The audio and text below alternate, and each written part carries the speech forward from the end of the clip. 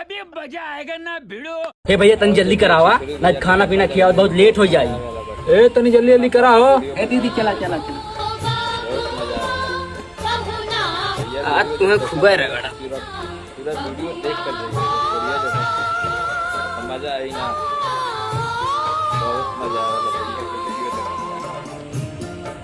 कहो हे भौजी तू गलवम कम और गाड़ियम ज्यादा काहे लगावत हूँ? जा बहुरहा हम तहार भौजी है इतना मजाक ना करब।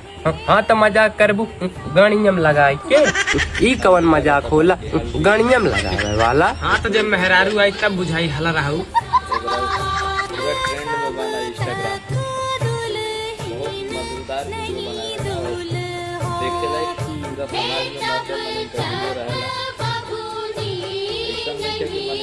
ए भौजी तू बहुत निक्का लगावत हूँ। एक ही बात पूछी पूछा का तू भैया कैसे बुकुआ लगावे?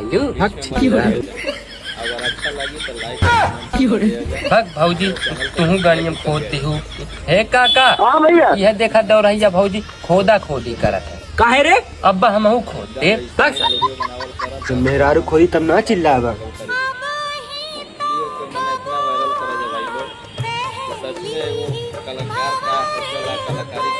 अतवार लिखल बा कि सोमवार लिखल बा है कि घरुआ के दीदी भतार लिखल बा तनी सुनी ला। हे भौजी काहे तू इतनी घिन्नी घिन्नी गाड़ी गरियावत हूँ?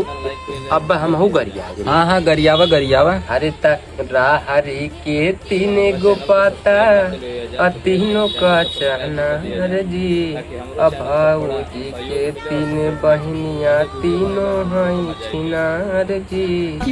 अब भाऊजी के तीन बहनिया तीनों हैं छिनार जी।